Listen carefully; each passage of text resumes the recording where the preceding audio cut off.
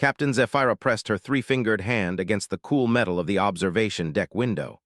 Through the transparent aluminum, she could see the endless void of space dotted with distant stars. Her ship, the Asterisk Harmony's Song Asterisk, drifted silently through the Kepler 442 system, its engines humming softly as they maintained course toward the outer planets. The Zelani had been peaceful explorers for over 2,000 years.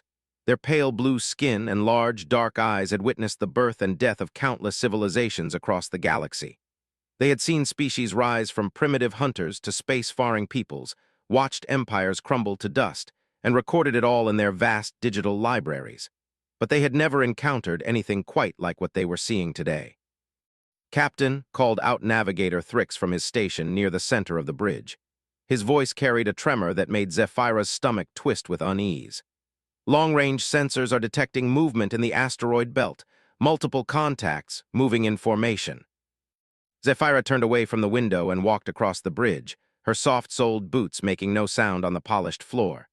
The Asterisk Harmony's Song was a research vessel built for discovery and peaceful contact. Its hull was smooth and curved, painted in calming shades of silver and blue. Unlike the warships of more aggressive species, it carried no weapons beyond basic defensive shields. "Display the contacts on screen," she ordered, settling into her command chair. The main view screen flickered to life, showing a tactical map of their current location.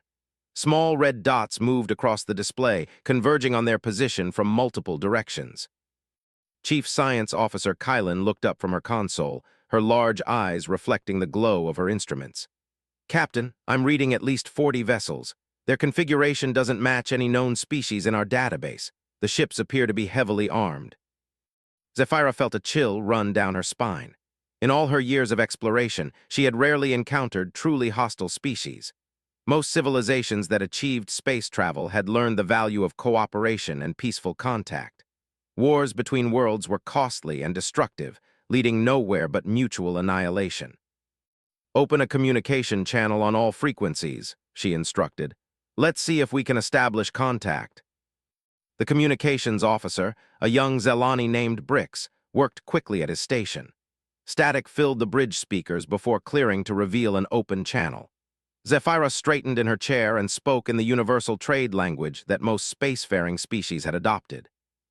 "Unknown vessels, this is Captain Zephyra of the Zelani research ship Harmony's Song Asterisk. We are on a peaceful scientific mission. Please identify yourselves and state your intentions." For long moments, only silence answered them. The red dots on the tactical display continued their approach, spreading out to form an encirclement pattern that looked disturbingly familiar to anyone who had studied military tactics. Then the speakers crackled to life, with a response that made every Zelani on the bridge freeze in terror. "Prey ship," came a voice like grinding metal and broken glass. "You will not resist. Your vessel contains resources we require. Your crew will be processed for biological materials. Prepare for boarding." Kylan's hands flew over her console as she analyzed the incoming transmission. "Captain, I'm detecting massive electromagnetic signatures from their ships. These vessels are designed for one purpose: destruction and capture." The view screen shifted to show the approaching fleet in visual range. Zephyra gasped at what she saw. The ships were unlike anything in their databases, angular and predatory, covered in weapon ports and armor plating. They moved with the coordinated precision of a hunting pack, each vessel maintaining perfect formation as they closed the distance. "Who are they?" whispered Navigator Thrix. "Unknown," Kylan replied, her voice barely steady. "But Captain, I'm reading similar ship configurations throughout this system. There are hundreds of them, maybe thousands." Zephyra's mind raced as she processed this information. A fleet this size could only mean one thing: an invasion force. But invading what? This system was on the edge of known space, far from any major civilizations. "Captain," Brix called out urgently, "I'm picking up distress signals from multiple sources throughout the system. It appears we're not the first to encounter these predators." The tactical display updated to show dozens of other contacts throughout the Kepler 442 system. Most were broadcasting emergency beacons or distress calls. A few showed the energy signatures of ongoing battles, brief flashes of weapons fire that quickly faded to nothing. "They're hunting," Zephyra whispered, understanding flooding through her. This entire system is their hunting ground. The Predator ships had closed to within weapons range now. Their angular hulls gleamed dully in the starlight, covered in what looked like trophies, pieces of hull plating, and components from other vessels they had destroyed. Each ship was unique, customized with the spoils of their conquests. "They're targeting us," reported Navigator Thrix. "Multiple weapons locks detected." Zephyra closed her eyes for a moment, trying to think of options. The Asterisk Harmony's song was fast but lightly defended. They might be able to outrun a few of the Predator ships, but not an entire fleet. And even if they escaped, what about the other vessels trapped in this system? What about the crews already captured or killed? "All hands prepare for evasive maneuvers," she announced over the ship's communication system. "Engineering, I need everything you can give me from the engines." The bridge crew worked with practiced efficiency despite their fear. They had trained for hostile encounters, though none of them had ever expected to face anything like this. The Zelani were explorers and scientists, not warriors. "Captain," Kylan said suddenly, her voice filled with wonder and confusion, "I'm detecting another energy signature approaching the system. It's different from the Predator ships." "Another victim?" asked Thrix. "I don't think so. The signature is larger, much larger, and it's moving faster than anything I've ever recorded." The Predator ship seemed to sense the new arrival as well. Their formation wavered slightly as they turned sensors toward the edge of the system. The grinding voice came over the communication channel again. "Unknown contact, identify yourself or be destroyed. This system is claimed by the Ravager clans. All resources belong to us." For a moment, there was no response. Then a new voice filled the communication channel, a voice that was unmistakably organic, warm and confident despite the dire circumstances. "This is Admiral Sarah Chen of the Earth Defense Force ship Asterisk Indomitable. To the vessels currently threatening peaceful explorers, you have exactly 30 seconds to stand down and withdraw from this system." Zephyra's large eyes widened in amazement. Earth? She had heard legends of that world, a small blue planet inhabited by a species called humans. According to the stories, they were young and primitive, having only recently achieved faster-than-light travel. What was one of their ships doing this far from home? The Predator fleet's response was swift and predictable. Weapons fire erupted across space as dozens of ships opened fire on the newcomer. The tactical display lit up with the brilliant flashes of energy weapons and missile detonations. But something was wrong. The human ship wasn't dying. In fact, it wasn't even slowing down. "Impossible," breathed Kylan. "Captain, that human vessel just absorbed direct hits from an entire squadron. Their shields shouldn't be that strong." Through the view screen, Zephyra could see the approaching ship now. It was massive, easily twice the size of the largest Predator vessel, and its hull was a matte gray that seemed to absorb light rather than reflect it. Unlike the smooth curves of Zelani design or the angular edges of the Predator ships, this vessel looked functional and purposeful, like a tool designed for a specific job. The grinding voice of the Predator leader came over the channel again, but this time there was uncertainty mixed with the usual arrogance. "Impossible. No single vessel can withstand our combined firepower. What are you?" Admiral Chen's response was calm and measured, as if she were discussing the weather rather than facing down a hostile fleet. "We are human. We are the species that survived ice ages, supervolcanic eruptions, and asteroid impacts. We are the descendants of creatures that hunted megafauna with sharpened sticks and stones. You have made two mistakes today. You threatened innocent explorers, and you asked us what we are instead of who we are. Allow me to correct both errors." The human ship opened fire. The space around the Asterisk Indomitable erupted in brilliant flashes of light, as humanity's most advanced warship unleashed its arsenal. But these weren't the crude energy beams or explosive missiles that most species used in warfare. These weapons moved with impossible precision, each shot perfectly calculated to disable rather than destroy. Captain Zephyra watched in amazement as streams of what looked like liquid metal reached out from the human ship, striking Predator vessels with surgical accuracy. Instead of exploding, the targeted ship simply stopped. Their engines went dark, their weapons powered down, and they began drifting helplessly in space. "What kind of weapons are those?" whispered Navigator Thrix. Chief Science Officer Kylan was frantically working at her console, trying to analyze what she was seeing. "Captain, I'm reading some kind of nanotechnological attack. The human weapons appear to be introducing microscopic machines into the Predator ship systems. They're systematically shutting down all offensive capabilities while leaving life support intact. The Predator fleet, which moments before had been an unstoppable force of destruction, was falling apart before their eyes. Ships that had terrorized the galaxy for generations were being neutralized one by one, their crews unharmed but completely helpless. Admiral Chen's voice came over the communication channel again. Predator vessels, this is your final warning. Withdraw immediately or face complete system shutdown. We have disabled 12 of your ships in the last 30 seconds. We can disable all of them just as easily. The grinding voice of the Predator leader responded with rage and disbelief. Impossible. The Ravager clans have conquered 1,000 worlds. Our ships are the most powerful in the galaxy. How can one vessel defeat our entire fleet? Because, Admiral Chen replied calmly, you've been fighting farmers and explorers. Today you met soldiers. Through the view screen, Zephyra could see more human ships dropping out of faster-than-light travel at the edge of the system. They were smaller than the Asterisk Indomitable, but no less impressive sleek vessels that moved with predatory grace, taking up positions around the trapped Predator fleet. Multiple human contacts entering the system, reported Kylan. I count at least 20 vessels, various classes. Captain, their coordination is perfect. They're moving like a single organism. The human fleet began a systematic sweep of the Kepler 442 system. Wherever they found Predator ships threatening peaceful vessels, the same scenario played out. Precise strikes, immediate neutralization, crews left alive but powerless.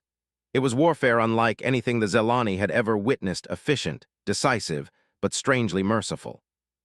This is Admiral Chen to all non-combatant vessels in the system, came the warm human voice. You are now under the protection of the Earth Defense Force. Please maintain your current positions while we complete cleanup operations. Zephyra activated her ship's communication system.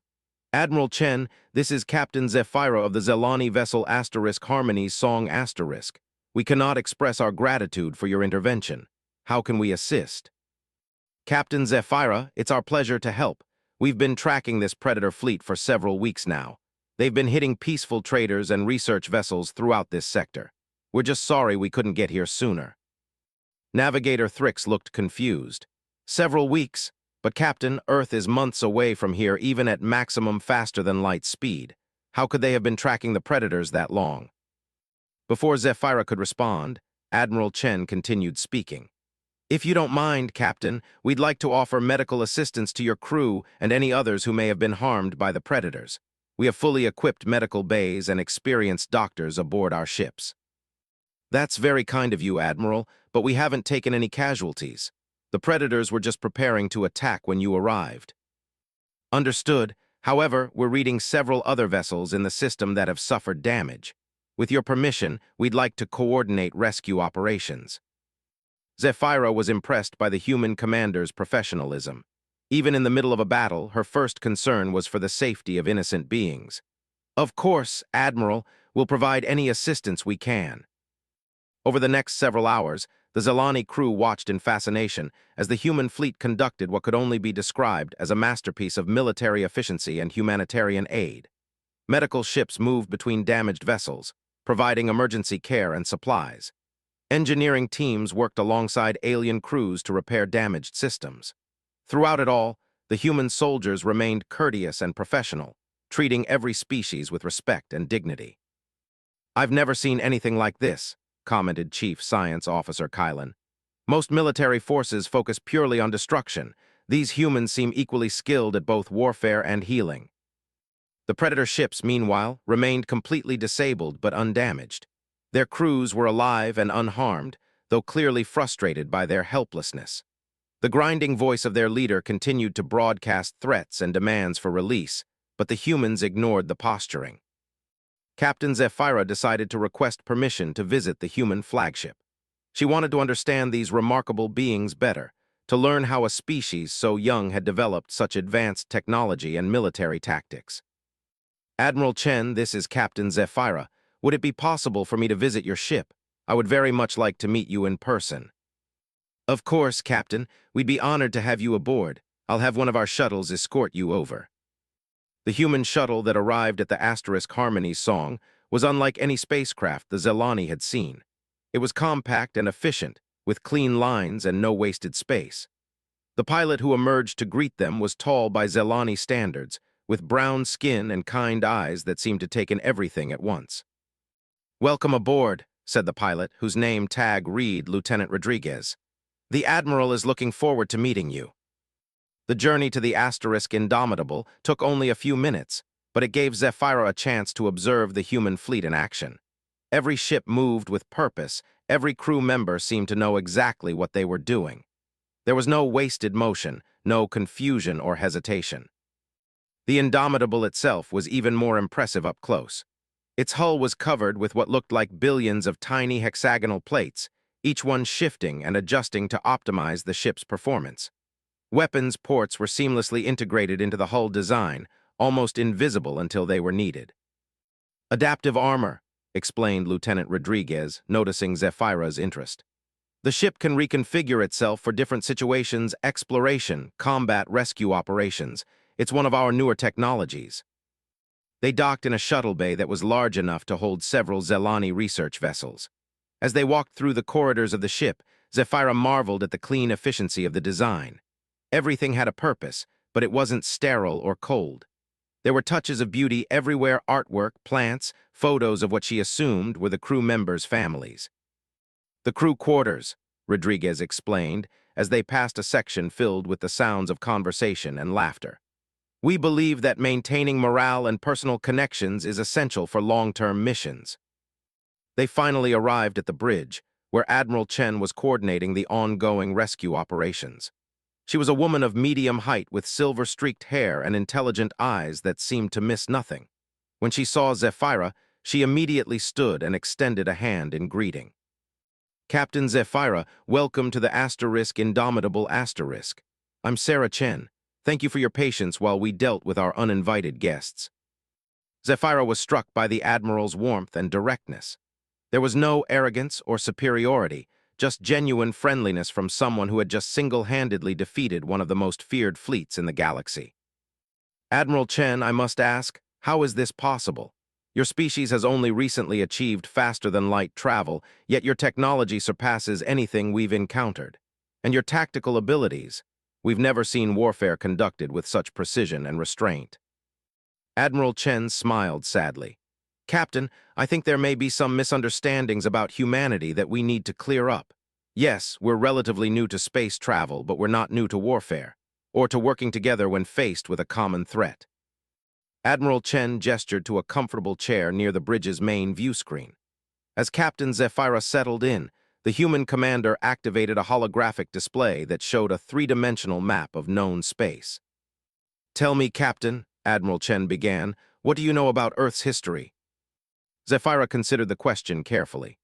"According to our databases, Earth is a young world that recently achieved spaceflight.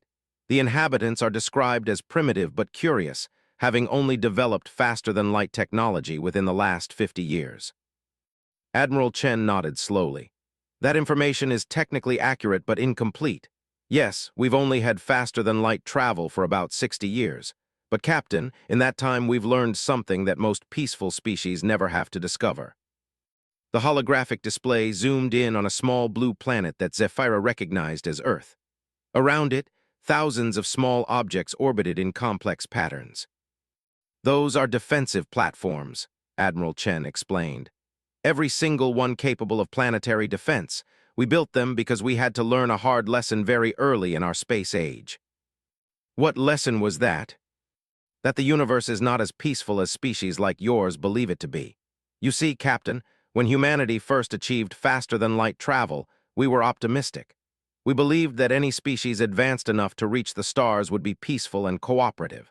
We sent out exploration ships filled with scientists and diplomats, ready to make friends with our galactic neighbors." The display showed small human ships moving away from Earth, spreading out into nearby star systems. But then red markers began appearing in counters that had gone very wrong. "The first ship we lost was the Asterisk Herald of Peace Asterisk," Admiral Chen continued quietly. 300 crew members, including my younger brother. They encountered a predator species not unlike the ones you met today. The ship was destroyed with all hands, but not before they managed to send a warning back to Earth. Zephyra felt a chill run through her. She was beginning to understand why the humans were so different from what her species had expected. The second ship we lost was the Asterisk New Horizon, then the Explorer Asterisk, then the Asterisk Friendship Asterisk. Each time we tried to make peaceful contact. Each time we lost good people to species that saw us as nothing more than resources to be harvested. Lieutenant Rodriguez, who had remained quietly at his station, spoke up.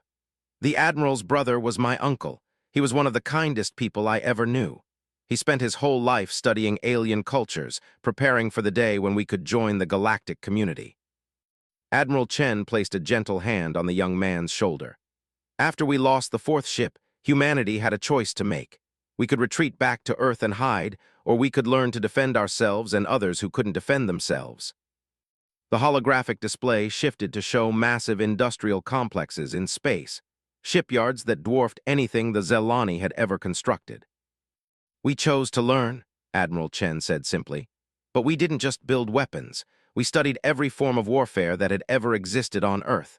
We analyzed the tactics of every successful military leader in our history. We created training programs that pushed our soldiers to their absolute limits. And most importantly, we never forgot why we were doing it. Which was, asked Zephyra, to protect those who cannot protect themselves. You see, Captain, humanity learned something in our early history that many peaceful species never had to learn. Sometimes the only way to preserve peace is to be better at war than those who would destroy it. The bridge's communication system chimed softly, and Lieutenant Rodriguez reported, Admiral, we've completed the neutralization of all Predator vessels in the system. No casualties among the civilian ships. The Predator crews are secured and ready for transport to the detention facility. Admiral Chen nodded. Excellent work. Begin the interrogation process. I want to know where their main base is located and how many other fleets they have operating in this sector. Zephyra was amazed by the efficiency of the operation.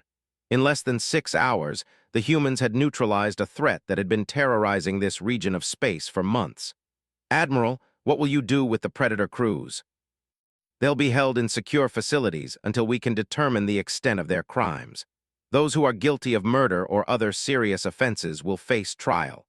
Those who were coerced into joining the Predator fleets will be offered rehabilitation and the chance to start new lives. Rehabilitation. Admiral Chen's expression grew thoughtful. Captain, we've learned that many of these so-called Predator species aren't naturally evil. Often they're driven to aggression by resource scarcity, social pressure, or simply because they've never known any other way of life. We've had remarkable success in rehabilitating former enemies and turning them into productive members of galactic society. The holographic display showed several worlds that Zephyra didn't recognize. They were clearly inhabited, with cities and industrial complexes, but the architecture was strange, a mixture of human design and alien influences. These are some of our rehabilitation worlds, Admiral Chen explained. Former Predator species work alongside human colonists to build new lives. We provide education, job training, and counseling. In return, they share their knowledge of the galaxy and help us understand the complex social and economic factors that drive species to aggression. Zephyra stared at the images in amazement. You've been doing this for 60 years. 57 to be exact. And we've learned that the galaxy is far more complex than anyone realizes. There are trade networks, political alliances, and social hierarchies that span thousands of light years. Most peaceful species like yours operate on the periphery of these systems, never realizing that their safety depends on maintaining a delicate balance of power. Lieutenant Rodriguez brought up a new display showing shipping lanes and trade routes throughout the galaxy. Red zones marked areas of known Predator activity, while green zones indicated safe passage for civilian vessels. The Predator fleets don't operate randomly, Admiral Chen continued. They're part of a larger economy based on capture and exploitation. They target peaceful exploration and trade vessels because they know these ships won't fight back effectively. The profits from their raids support entire civilizations built around warfare and conquest. But how do you know all this? Zephyra asked. Because we've been infiltrating these networks for decades. Human agents operate throughout Predator space, gathering intelligence and identifying targets for intervention. We've also established alliance with several reformed predator species who provide us with inside information. The scope of human operations was staggering. While species like the Zelani had been content to explore small patches of space, humans had been quietly building a vast intelligence network that spanned the galaxy. They had identified threats, established alliances, and created response capabilities that could reach any corner of known space. Admiral, Zephyra said slowly, your species has been protecting the galaxy for over half a century, and most civilizations don't even know you exist. That's been intentional, Captain. We've found that our operations are more effective when conducted quietly. If predator species knew the full extent of our capabilities, they would adapt their tactics accordingly. Better to let them think they're facing isolated incidents rather than a coordinated campaign. The bridge's tactical display updated to show the positions of all ships in the system. The predator vessels were being towed by human ships toward what appeared to be a mobile processing facility.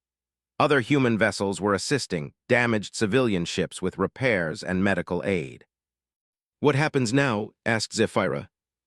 Now we gather intelligence from the captured predator crews, track down their base of operations, and neutralize the rest of their fleet. We'll also establish a patrol route through this sector to prevent future incidents. And we'll share our findings with the Galactic Cooperation Council so they can update their threat assessments. Zephyra had heard of the Galactic Cooperation Council, a loose alliance of peaceful species that shared information and coordinated exploration efforts. But she had never imagined that they were receiving intelligence from human sources. You work with the Council. Admiral Chen smiled. Captain, humanity has been a member of the Council for 40 years. We just operate under a different classification than most species. While most members contribute scientific knowledge or cultural exchange, we contribute security services. The implications of this revelation were staggering. Humanity hadn't just achieved space flight and then hidden in isolation. They had immediately integrated themselves into galactic civilization, taking on the most dangerous and thankless job in the galaxy, keeping the peace. As the hours passed aboard the Indomitable Asterisk, Captain Zephyra found herself witnessing something extraordinary. The human crew worked with a level of coordination and efficiency that seemed almost supernatural. Every person knew their role, every action contributed to the larger mission, and yet there was none of the rigid hierarchy that typically characterized military organizations. How do you maintain such unity? She asked Admiral Chen as they watched the crew coordinate rescue operations throughout the system. Trust, Admiral Chen replied simply. Every person on this ship knows that their crewmates will do whatever it takes to bring them home safely. That knowledge creates a bond stronger than any regulation or command structure. A young human woman approached them, her uniform bearing the insignia of a communications specialist.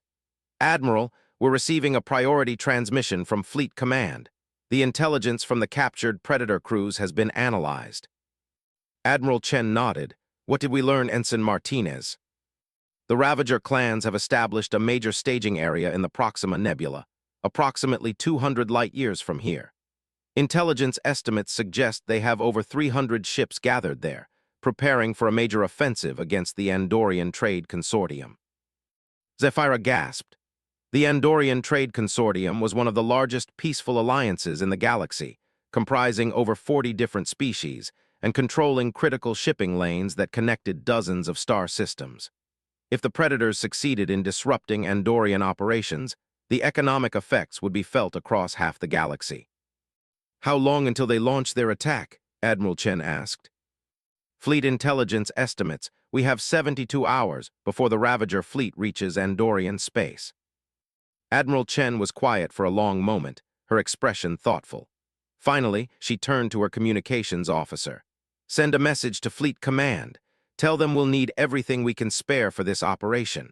Contact the Rehabilitation Worlds as well. Any former Ravager clan members who are willing to help should be brought in as advisors. Admiral, Zephyra said hesitantly, surely you're not planning to engage 300 ships with just your fleet. Admiral Chen smiled grimly. Captain, you're still thinking like someone who's never had to face an existential threat. 300 ships sounds overwhelming until you consider that they're disorganized, overconfident, and operating in a region of space where we have significant advantages. She activated the holographic display again, showing the Proxima Nebula and the surrounding star systems. The nebula provides excellent cover for our approach, but it also interferes with their sensors and communications. They've chosen that location because they think it makes them safe from detection. They're wrong. Ensign Martinez continued her report. Fleet Command is dispatching Admiral Morrison's task force from the Centauri sector, along with Admiral Ockhaffer's Rapid Response Squadron from Wolf 359. Combined with our forces here, we'll have approximately 40 ships available for the operation. 40 against 300. Zephyra couldn't hide her concern. Despite what she had seen of human capabilities, those odds seemed impossible. Captain, Admiral Chen said gently, I think it's time you understood something about human military doctrine. We don't fight fair fights, we fight smart fights. She gestured to Lieutenant Rodriguez, who brought up a detailed tactical analysis of the Proxima Nebula. The Ravagers have positioned themselves in the nebula's densest region, where electromagnetic interference makes long-range scanning impossible. They think this protects them, but it also means they can't see us coming. The display showed multiple approach vectors, each one carefully calculated to take advantage of the nebula's unique properties. We'll use the nebula's gravitational eddies to mask our engine signatures. Our ships are designed to operate in high-interference environments, while theirs are not.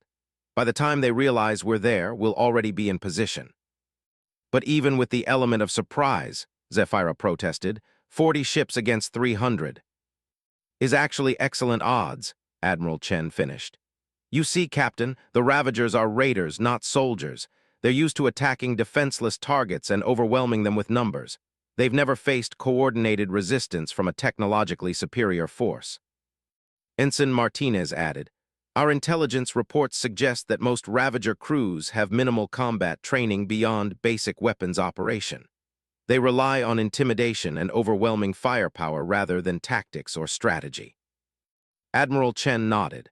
More importantly, they've never encountered our adaptive technology. Remember the nanite weapons you saw us use earlier? Those were just the beginning. Every human warship carries weapons and defenses that can be reconfigured in real time to counter specific threats. The tactical display updated to show weapon configurations and deployment patterns. Zephyra watched in fascination as the humans planned an attack that seemed to account for every possible variable. They had backup plans for their backup plans, alternative strategies for different scenarios, and contingencies for situations that seemed almost impossible. There's something else, Admiral Chen continued. The Andorian Trade Consortium doesn't know about the planned attack yet. If we can neutralize the Ravager fleet before they launch, we can prevent not just the immediate assault, but also the economic chaos that would follow. You're protecting people who don't even know they're in danger, Zephyra observed. That's what we do, Captain. It's what we've always done. Over the next several hours, Zephyra watched as the human fleet prepared for what could only be described as an impossible mission. Ships arrived from across the sector, each one bringing specialized equipment and personnel. The Indomitable became a floating command center, coordinating logistics for an operation that spanned multiple star systems. What impressed Zephyra most was the attitude of the human crews. There was no doubt, no hesitation, no discussion of whether the mission was possible. These people had spent their entire careers facing impossible odds and finding ways to win.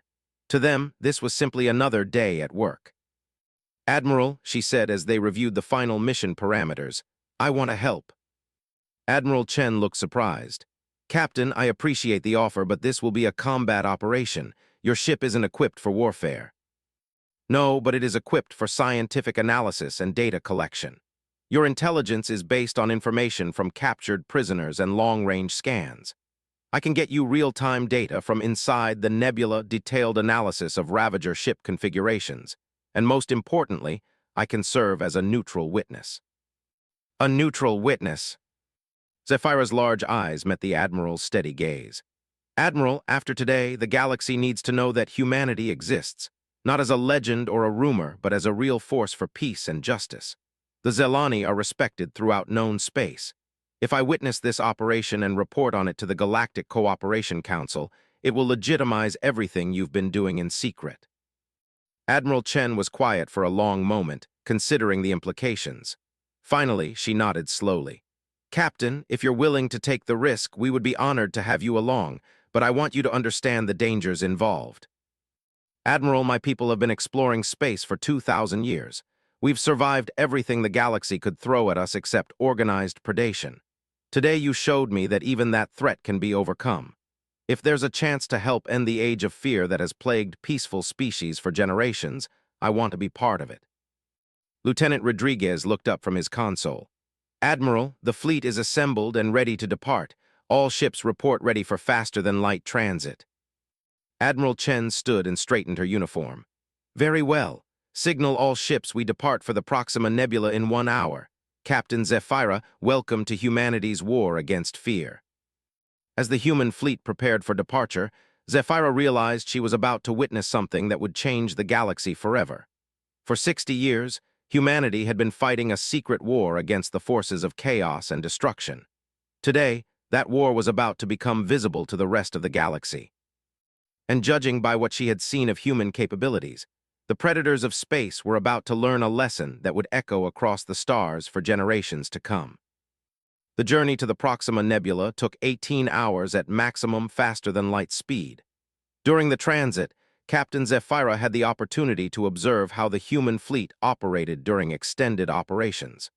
What she found challenged every assumption her species had made about military organizations. The ships maintained constant communication, sharing everything from tactical data to personal messages between crew members on different vessels.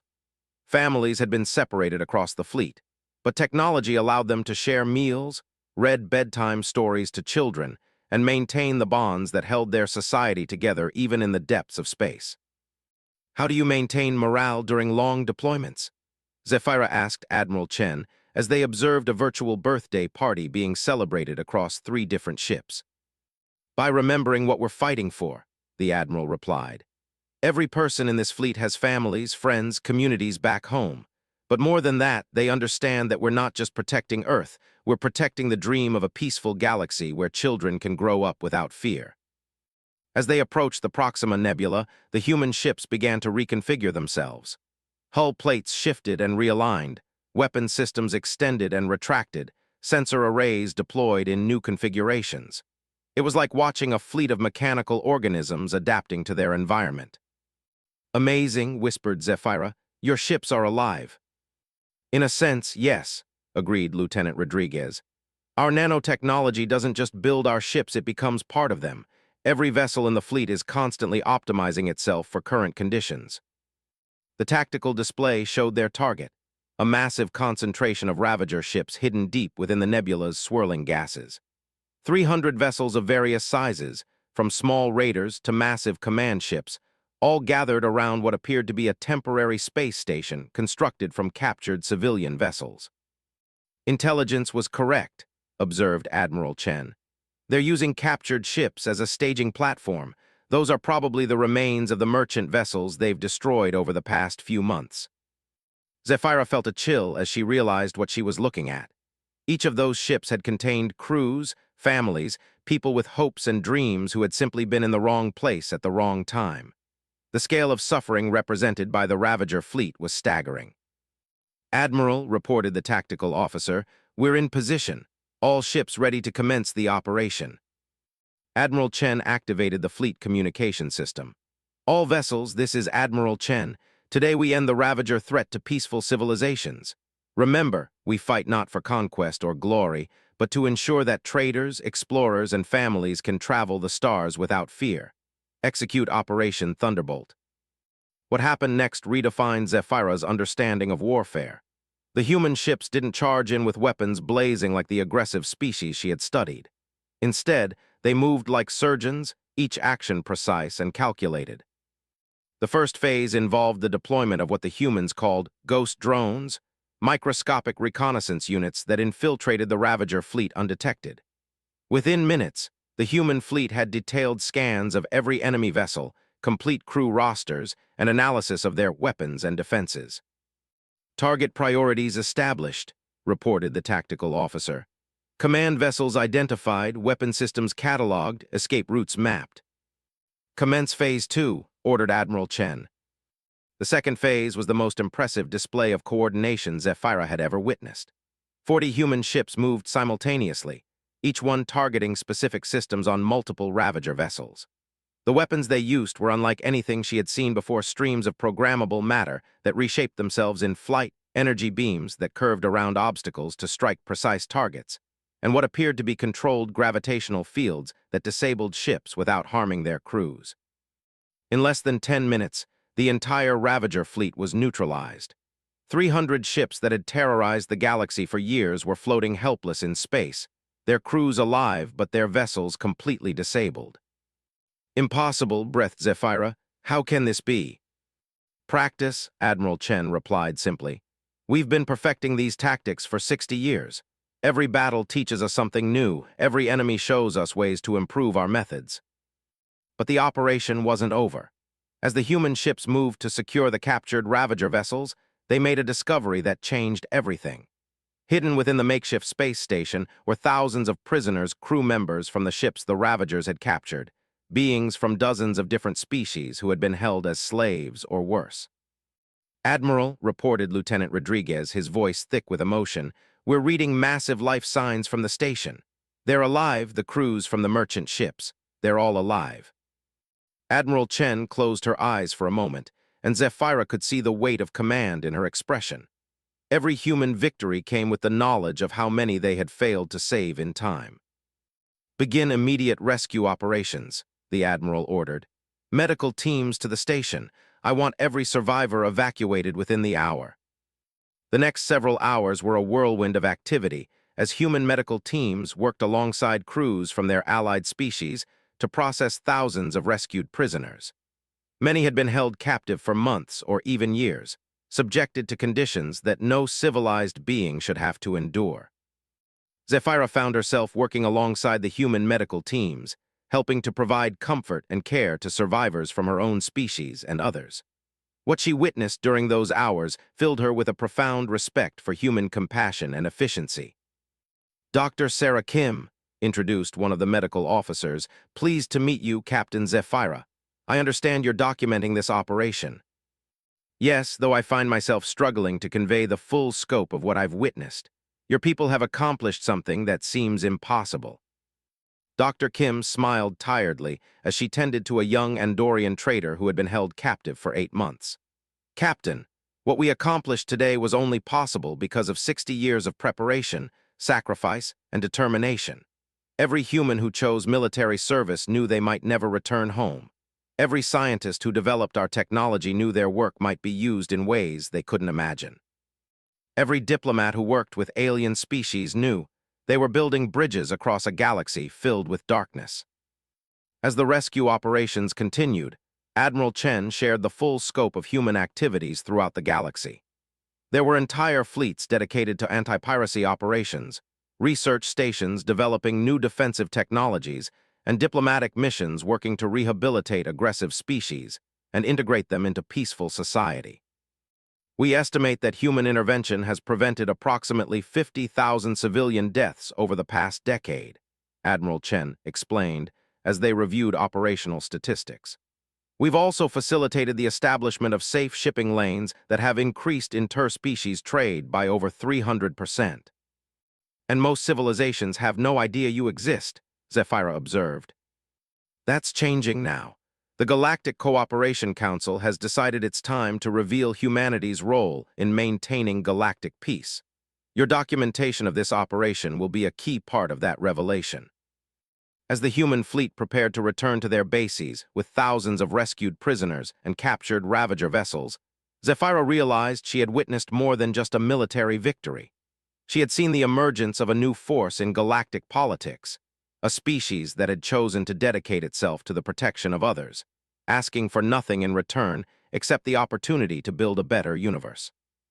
"Admiral," she said as they prepared to part ways, "what happens now? How does the galaxy change when everyone knows about humanity?" Admiral Chen looked out at the stars, her expression thoughtful. "That depends on what other species choose to do with this knowledge, Captain. We've shown that predation and aggression don't have to be the dominant forces in space. We've proven that cooperation and protection of the innocent can triumph over chaos and destruction. Now it's up to the rest of the galaxy to decide what kind of universe they want to live in. As the Asterisk Harmony's song departed the nebula, Zephyra began composing her report to the Galactic Cooperation Council. The age of humanity's secret war was ending, but the age of their visible leadership in galactic affairs was just beginning. Behind them, the rescued prisoners were already being transported to medical facilities and refugee centers, where they would begin the long journey back to their families and homes. The captured Ravager crews would face justice for their crimes, but they would also be offered the chance at rehabilitation and redemption.